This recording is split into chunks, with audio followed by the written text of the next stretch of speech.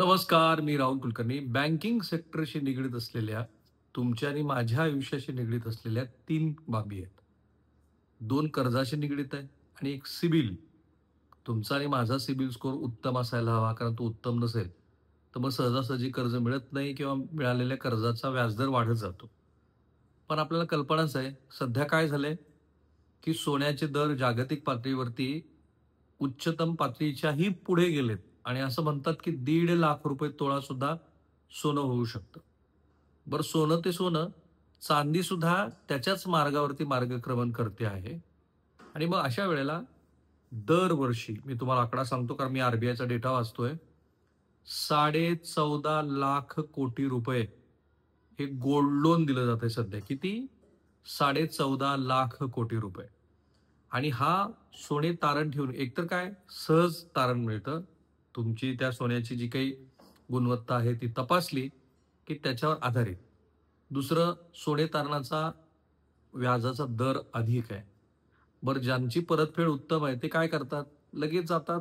त्यांची ती जी काही गरज आहे ती भागली, की पटकन जाऊन ते सोनं परत घेतात आणि एन-पी-ए कमी आहे आणि समजा एन-पी-ए जरी झाला, नॉन परफॉर्मिंग ॲसेट्स म्हणजेच थकीत रक्कम, तरी सुद्धा ह्या बँका आणि त्याच्यात बँका नाहीच आहेत मुळात. नॉन बँकिंग एन-एफ-सी आपण नॉन फायनान्शियल बँकिंग सेक्टर किंवा नॉन एन-बी-एफ-सी, तर ते अधिक मोठ्या प्रमाणामध्ये आहे आणि तर त्याची बातमी अशी आहे, की सोन्याचा जसा असा हा पिरॅमिडसारखा सरळ चढा दर दिसतो आहे. त्याच्यात कुठेच काही इकडे-तिकडे जायचं नाही. टोकच गाठत चाललंय सोन्याचे दर.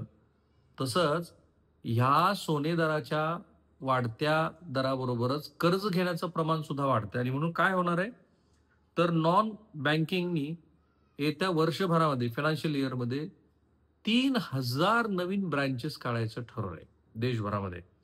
त्याच्यामध्ये अर्थातच Bajaj finance 900, I-I-F-L finance 500, L-and-T finance 200, Muthoot Fincorp 200, Muthoot finance 150 ते 200 आणि पिरामेल फायनान्स 100 आणि इतर असे सगळे मिळून साधारणपणे 895 इतर बँकिंगमध्ये मिळून आणि हे सगळे मिळून 2027 पर्यंत 3,000 नवीन बँक्स फक्त सोने तारण ठेवून त्याच्यावरती कर्ज देणार आहेत.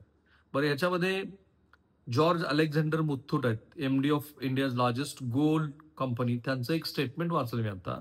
The gold loan demand is rising like never before, with many people failing to get unsecured micro loan, looking to gold loan lenders to meet their fund requirement. मी ते आधी सांगितलं तुम्हाला, की हे का होणार आहे? तर सहजासहजी हे कर्ज मिळत आहे आणि त्यामुळं तुम्हाला ते कर्ज मिळणार आहे. पण स्टॉप हिअर. आर-बी-आयनी बँकांना सांगितलं आहे आणि बँका ते आता फॉलो करणार आहेत. ते काय?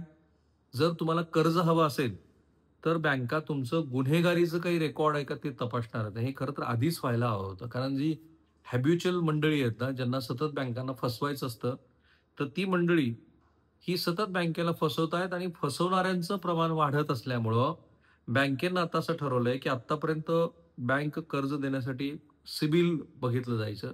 आता तसं असणार नाहीये. बँक काय करणार आहे, तर तुमचा क्रेडिट स्कोअर, उत्पन्न, तारण काय ठेवणार हे तर विचारात घेईलच. पण भविष्यात बँका तुमची आर्थिक ताकद आणि सामाजिक स्थिती किती आहे हे तपासू शकतात. बँक लवकरच कर्ज मंजुरी प्रक्रियेत आणखीन एक प्रमुख रिअल टाइम फिल्टर जोडण्याचा विचार करते. यात अर्जदाराचं गुन्हेगारी रेकॉर्ड तपासलं जाणार आहे.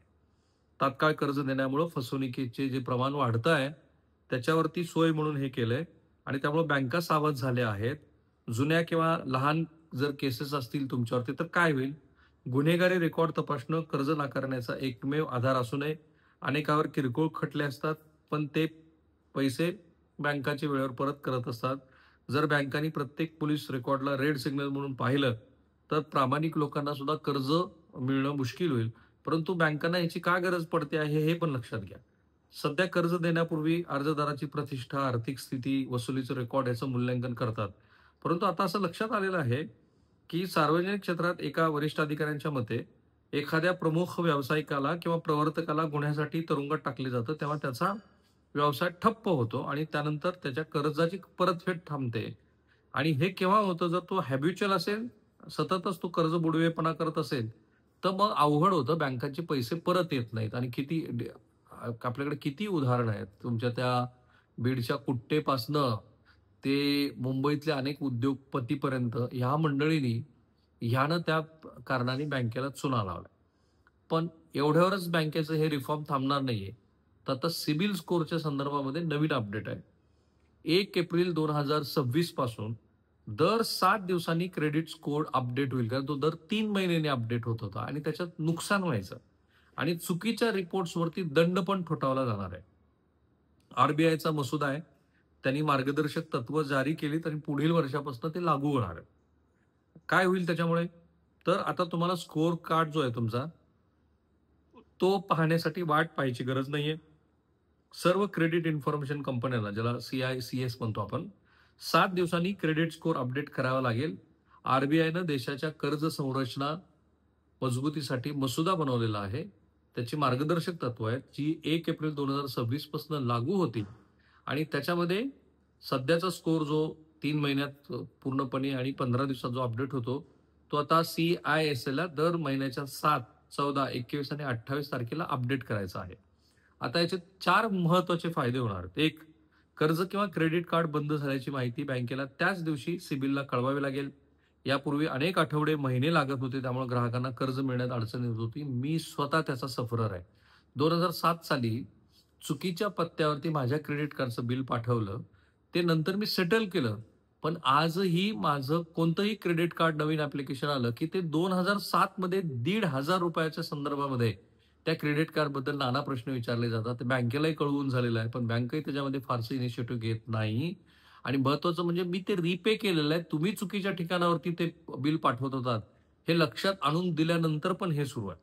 त्यामुळे हे पुढे इथं होणार नाही. नंबर 2, बँक आणि NBFC ग्राहकाच्या परवानगीशिवाय क्रेडिट रिपोर्ट ॲक्सेस करू शकत नाहीत. त्यामुळं सिबिल स्कोर अनावश्यक कमी होणार नाही. क्रेडिट प्रोफाईल सुरक्षित राहील. नंबर 3, चुकीचे रिपोर्टिंग सुधारणा करण्यास विलंब व परवानगीशिवाय क्रेडिट तपासणीवर मोठा दंड निश्चित केल्यानं बँकांना क्रेडिट डेटा अधिक अचूक आणि अपडेट ठेवणं भाग पडेल. ग्राहकांचा क्रेडिट स्कोर सुधारेल. नंबर 4, बँकांना ताजी क्रेडिट रिपोर्ट मिळाल्यामुळं जोखमीचं उत्तम मूल्यांकन ते करू शकतील. कर्जाची किंमत म्हणजे व्याजदर, रक्कम आणि कालावधी योग्यरित्या ठरवता येईल. कोणतीही बँक वेळेवर डेटा पाठवत नसल्यास CISIला याची माहिती आरबीआयला द्यावी लागेल. म्हणजेच काय, तर जे होणं फार गरजेचं होतं ते आता होताना दिसतं. हे 3 महत्त्वाचे रिफॉर्म्स आहेत. एक, बँकिंगच्या शाखा वाढणं गरजेचं होतं. घरोघरी, गावागावात त्या शाखा तुम्हाला सेवा देणाऱ्या असायला हव्यात. तर तसं जर झालं तर ते फारच उत्तम आहे. 2, ह्या सगळ्या संदर्भामध्ये असं दिसतं आहे, की क्रेडिट स्कोर जो आहे तो अपडेट होत राहील आणि तो तुम्हाला मिळत राहील. आणि नंबर 3, ह्या सगळ्या ह्याच्यामध्ये तुमचं स्वतःचं गुन्हेगारी जे काही पार्श्वभूमी आहे, त्या पार्श्वभूमी संदर्भामध्ये पण तुम्हाला काळजी घ्यावी लागणार आहे. कारण तुम्ही जर असंच वागत राहिलात आणि सतत बँकांना फसवत राहिलात किंवा तुमच्या सार्वजनिक व्यवहारामध्ये काही खोट असेल, तर ती बँक यावेळेला पकडतील आणि तुम्हाला कर्ज नीट मिळणार नाही. आणि हे सगळं 1 एप्रिल 2026 पासून लागू होतंय. असं नका समजू, की हे काहीतरी हवेतल्या गप्पा. चांगलं आहे ना, की 3,000 नवीन ब्रांचेस होत आहेत. सो थांबूया आपण इथे.